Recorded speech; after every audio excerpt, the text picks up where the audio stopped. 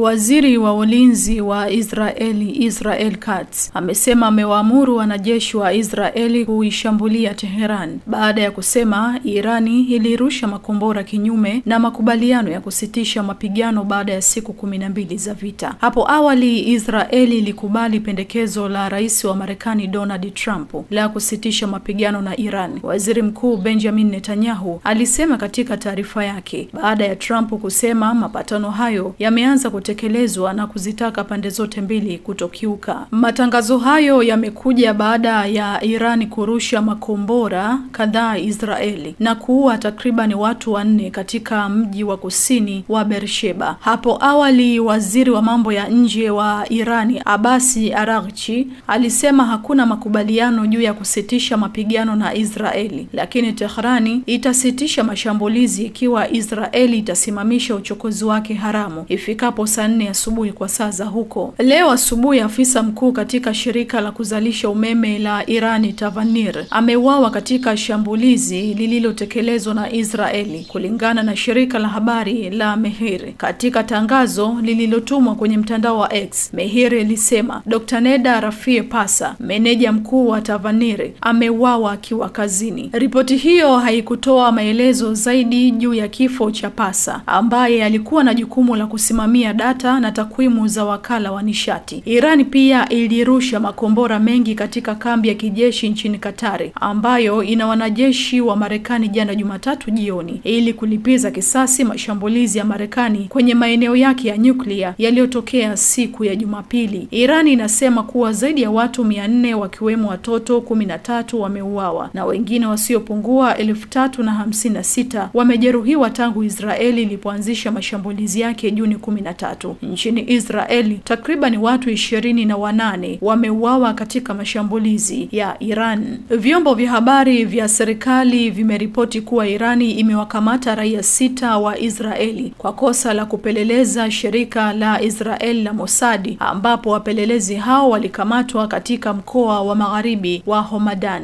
Watu hao ambao Irani imewaita wahaini walikamatwa katika miji ya Hamadani, Razani na Nahavandi katika jimbo hilo. Al-Akbari, afisa wa mambo ya ndani, alinukuliwa akisema watu hao 6 wanatuhumiwa kujihusisha na shughuli zinazolenga mtandao kwa lengo la kujenga wasiwasi kwa umma, kuchafua taswira ya Iran na kuchafua sifa yake. Aliongeza, Iran imewakamata makumi na kuwanyonga watu kadhaa kwa kufanya ujasusi wa Israeli tangu kuanza kwa vita. Makombora ya Iran yamepiga Israeli muda mfupi kabla ya tangazo la usitishaji mapigano kuanza kutekelezwa leo tarehe 24 Juni na kuua Waisraeli 4. Hayo yakijiri, taarifa kutoka duru za kimatibabu zinasema kuwa wanajeshi wa Israeli wamewaua takriban wa Palestina 37 huko Gaza leo alfajiri. Idadi hiyo inajumuisha watu 29 waliouawa katika shambulizi karibu na kituo cha usambazaji chakula. Wakati hayo yakitokea Gaza huko Lebanon, Wizara ya Afya ya Lebanon imeripoti kuwa watu 3 wameuawa baada ya ndege zisizo na rubani za Israeli kurusha makombora mawili kwenye gari na kuliharibu. Video iliyotolewa na vyombo vya habari vya Lebanon na kuhaririwa na Al Jazeera ilionyesha gari likiwaka moto kwenye barabara ya kusini mwa nchi hiyo. Kutokana na mashambulizi hayo, katika chapisho lake kwenye mtandao wa X, kansela wa Ujerumani Friedrich Merz amesema anafurahishwa na usitishaji mapigano uliotangazwa na Trump, ambao utafanya Mashariki ya Kati na ulimwengu wa salama. Iwapo usitishaji huu wa mapigano utafaulu kufuatia mashambulizi madhubuti ya kijeshi ya Marekani dhidi ya vifaa vya nyuklia vya Irani, yatakuwa maendeleo mazuri, Merz aliandika. Ninatoa wito kwa Irani na Israeli kutii wito huu. Alisema kuwa washirika wa Marekani na Ulaya watajadili jinsi ya kuimarisha zaidi hali ya usalama na usitishaji vita katika mkutano wa leo wa NATO. Hii ni Msasa Media. Endelea kutufuatilia katika mitandao yetu ya kijamii kama Msasa Online.